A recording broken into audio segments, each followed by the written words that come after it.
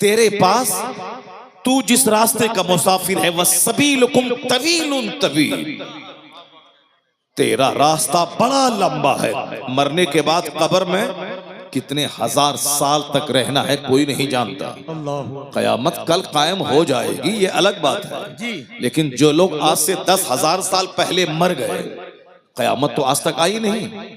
वो 10,000 साल से अपनी कब्र में है, आलम बरज़ख में है, कयामत नहीं कायम हुई।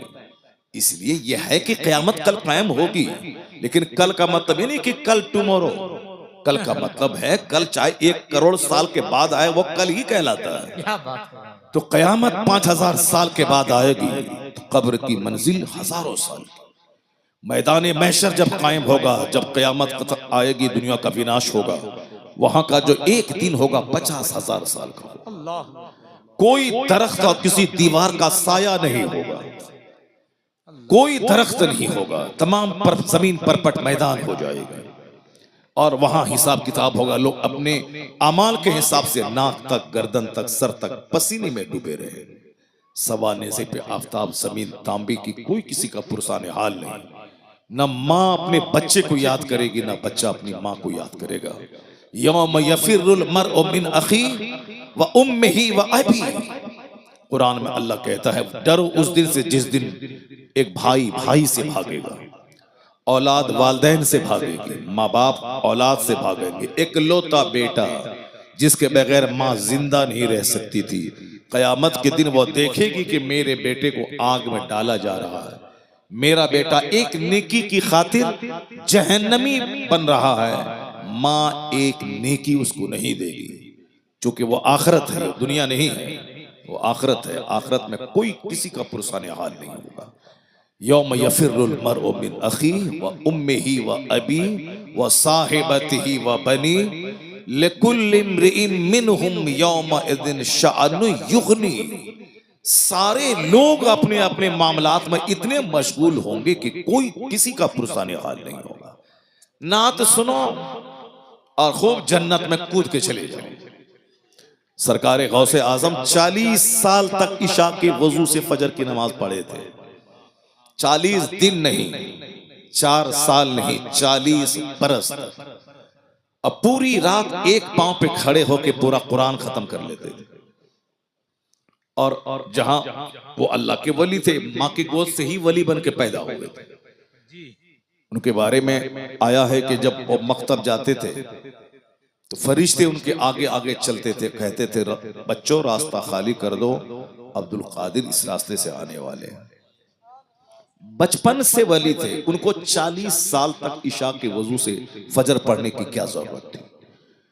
उनको 100 असातिज़ा के दरवाजे पे जाके इल्म हासिल करने की जरूरत क्या थी। उनको 91 साल तक खौफे खुदा में जीने की जरूरत क्या थी। दरख्त के पत्तों को खाकर 25 साल तक सहराओं जंगलों में रहे, क्या जरूरत थी। बस खेल तमाशा है, जन्नत मिल जाएगा। दुनिया में लड़की के पीछे पागल रहे, जन्नत मिल जाएगी। सारी जिंदगी फजर छोड़ते रहे, जन्नत मिल जाएगी। जलसा जुलूस को वीरान कर दें, उजाड़ दें, जन्नत मिल जाएगी।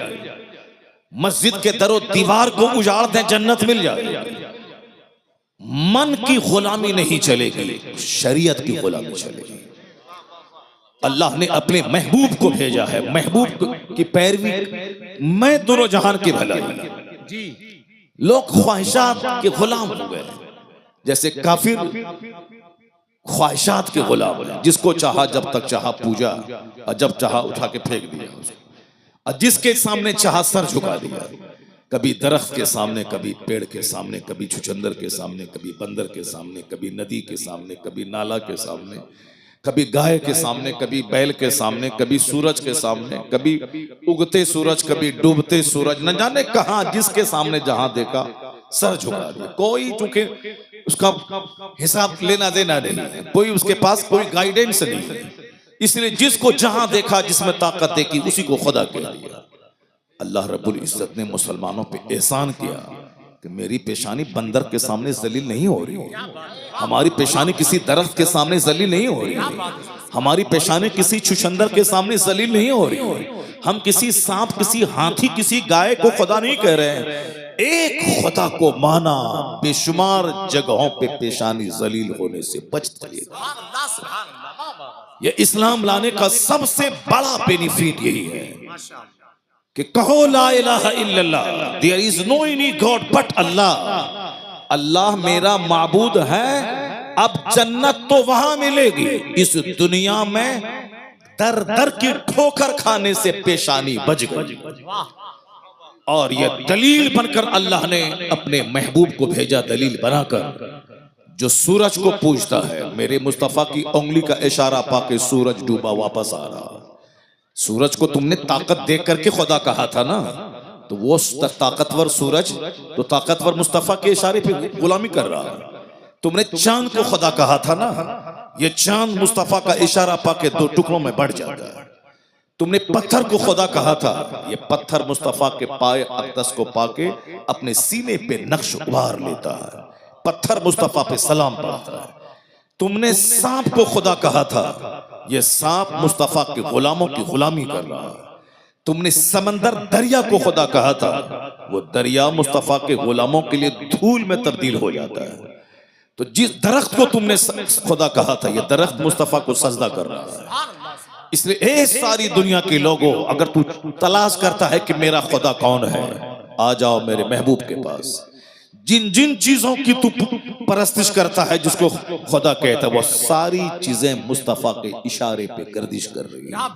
अब जब दुनिया मुस्तफा के पास पहुंचेगी, अब वहां उसको ज्यादा देर नहीं लगेगी खुदा की मार्फत हासिल करने में, क्योंकि जो सबसे ज्यादा ताकतवर है, जिनको दरख्त सजदा करे, जिनका कलमा पत्थर पढ़े, जिनके इशारे पे सूरज और चांद गर्दिश करें, ये अपनी पेशानी जमीन पर टेके हुआ और कहता है सुबहान रब्बियल आला। मतलब इतना ताकतवर मुस्तफा, जिसको खुदा कह दे वही खुदा है, जिसको सजदा करे वही मस्जूद है। तो अब दुनिया को समझने में देर नहीं लगी कि मोहम्मद अरबी खुदा का पता बताने आए हैं। इसलिए अल्लाह ने कहा कद जाकुम बुरहानुम मिर रब्बिकुम, तुम्हारे रब की तरफ से दलील बन के मुस्तफा आ गए। मुस्तफा को देखो, खुदा समझ में आएगा। इन्हें देख ले, दुनिया की सच्चाई समझ में आ जाएगी, आखिरत की सच्चाई समझ में आ जाएगी। बहुत अच्छा। मुस्तफा दोनों जहान की वास्तविकता को बताने आए हैं। अब जाहिर सी बात है, जो हुजूर को पढ़ेगा वो जानेगा, जो सरकार दो जहां की बायोग्राफी का मुताला करेगा वो जानेगा, और जो तमाशा देखेगा जाएगा तो सारी जिंदगी कलमा भी ठीक से नहीं पढ़ पाएगा।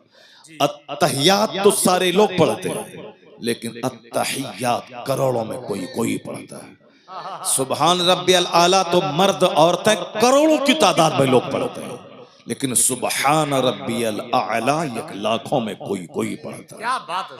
सजदा, अभी भी मैंने मस्जिद में आज देखा एक आदमी को सजदा करते हुए, बस ऐसे ही जैसे चोंच मार रहा। जब सजदा में सारे पार्ट्स का सजदे की हालत में ठहरना जरूरी है, फिर वो बैठ जाए तो सारे पार्ट्स अपनी जगह पे सेट हो जाए, फिर उसके बाद दूसरा सजदा करे। लेकिन वो ऐसे घुसता, ऐसे करता, चोंच मारता है। वो अपने मन में तो मैं नमाज पढ़ रहा हूं, जाहिर सी बात है वो नात सुन के भाग जाएगा। वो कैसे जाने कि हदीस में क्या आया, वो कैसे जाने कि कुरान में क्या आया। जो नात पढ़ता है वो हदीस नहीं पढ़ता है, वो भी तो सारी जिंदगी नात ही पढ़ेगा, वो भी नहीं जान पाएगा कि इस्लाम क्या है, सुन्नियत क्या है। इसलिए मैं अक्सर कहता हूं कि नात पढ़ना जरूरी नहीं है, नमाज पढ़ना जरूरी है, दीन सीखना जरूरी है। जो जरूरी है उसको करते नहीं है। 2 टका कमाने के लिए साहब लोगों को बेवकूफ बना रहे हैं। 2 टका कमाने के लिए साहब अपने खरबों की जन्नत को दांव पे लगाए। 2 टका कमाने के लिए, जैसे तुम इंजीनियर बनते हो 2 टका कमाने के लिए, तुम डॉक्टर बनते हो 2 टका कमाने के लिए। तुमको न नमाज की फिक्र है, न रोजे की फिक्र है, न आखिरत की फिक्र है, न कब्र के सवाल जवाब की फिक्र है, न कुरान पाक में जो खरबों नसीहतें हमारे लिए हैं उसके पढ़ने की फिक्र है। बस physics, chemistry, biology, zoology, botany पढ़ा, नौकरी मिली, 1 लाख रुपए महीना कमाया, पेट भरा, छोटा सा घर बना, छोटी सी स्विफ्ट खरीदी, और इतराया, चक्कर आया, गिरे, मर गए। अब सारी दुनिया खत्म। अब जहां गए वहां का एक दिन 50,000 साल के बराबर। ये बताओ क्या करोगे वहां, क्या होगा वहां? ना कोई पुरसाने हाल नहीं होगा वहां। वहां ये नहीं बोलेगा कि मालिक हम नहीं जानते थे, नहीं, तो जुमा के दिन तुमको बताया जाता था कि अल्लाह हक है, कुरान हक है, नबी हक है, जन्नत जहन्नम हक है। हर ईदीन की किताब में तुमको बताया जाता था कि जन्नत हक है, जहन्नम हक है, कुरान हक है। ये आखिरत तुम रोजाना लाशों को कांधे पे उठाते थे जो तुम्हारी तरह तुमसे ज्यादा ताकतवर था, लेकिन फजर के बाद उसकी मौत का ऐलान हुआ, जोहर के बाद तुम उसको दफन करके कब्र से आ गए, मगर फिर भी तुमको होश नहीं आया कि हो सकता है कल फजर के बाद मेरी मौत का ऐलान हो जाए। तुम ये सोचे कि ये मरा है, मैं तो नहीं मरूंगा, इसलिए तुम दुनिया में मस्त रहे। अजान की आवाज तुझको बुलाती थी कि खाना पीना तो सूअर छुछंदर सबको अल्लाह रोजी देता है। वमा मिन दाबतिन फिल अर्द इल्ला अल्लाह रिज़्क़ुहा। कुरान साफ कहता है कि जमीन पे चलने वाला कोई चौपाया ऐसा नहीं है जिसकी रोजी का जिम्मा अल्लाह ने ना लिया हो। काफिर अल्लाह को गाली देता है मगर अल्लाह उसे भी रोजी देता है। जो अपनी इज्जत बेचकर तवाइफ के कोठे पे 2 रुपया कमाती है, अल्लाह उसे भी रोजी देता है। सुअर, बंदर, छुछंदर, सांप, उसको अल्लाह रोजी देता है। जो अल्लाह को गाली देता कहता है कि कोई अल्लाह नहीं है, वह नास्तिक माअज़ल्लाह, अल्लाह उसे भी रोजी देता है। सारी कायनात का खालिक अल्लाह है, इस सबको इसका इकरार है। चाहे भले ही अपनी जबान में जो कह दे, वह बोले कि साहब उस खुदा को जो अपनी जबान में इब्रानी में, सुरियानी में, अंग्रेजी में, हिंदी में जो कहे, मगर वह बोलता है कि गॉड इज वन, अल्लाह एक है जो सारी दुनिया को पैदा किया है। भले ही बहुत सारे लोग हैं जो किसी राजा के बेटा को खुदा कहता है, जो खुद माँ के पेट से पैदा हुआ है, जो एक राजा का बेटा है, ये खुदा कैसे हो सकता है? जो अपने माँ के पेट में रहा, पैदा हुआ, उसकी माँ थी, उसका बाप था, जो दुनिया का खुदा है उसका कोई न माँ है न उसका बाप है, वो लम यलिद वलम यूलद है, और ये इस राजा के बेटा को खुदा कहता है। तो अब उनको कहा जाए तो वो कहता है कि हाँ ये उस खुदा का ये अवतार बन करके आ गए। अब तरह खुराफात में लोग गुम हो गए। खुदा का अवतार बन के आ गए, खुदा का पैगंबर बन के बंदा आता है, खुदा बन के कोई आदमी की शक्ल में नहीं आता है। तो अब वो अपने हिसाब से कह रहा है, मगर ये कह रहा हूं आपसे कि उसको जैसे चाहे वो बोलता है, लेकिन सच्ची बात यही है कि दुनिया का खालिक मालिक अल्लाह है। वही सबको पैदा किया है, वही सबको मौत देता है।